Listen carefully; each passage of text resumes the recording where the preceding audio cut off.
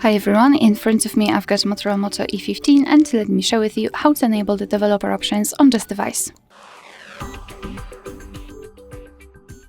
So let's start with opening the settings, and here in this general list we have to scroll down to find About Phone.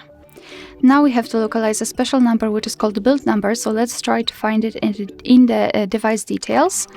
And it is not here, so maybe device identifiers. And as you can see, the build number is at the bottom. So all you have to do is to keep tapping on it until you'll see that you're in the developer mode.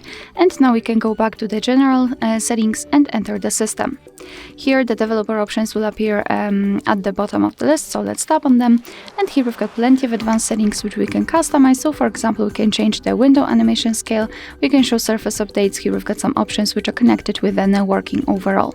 So to turn on the feature, simply tap on the switcher and it will be immediately activated and applied. Of course, you can turn it off the same way.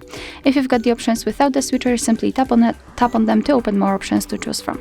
If you're done with customization of developer options, you can turn them off just by tapping on the switcher, which is pinned to the top of the screen. So just tap on it. Most of the options will be inactive, and after getting back to the system settings, they should disappear from the list.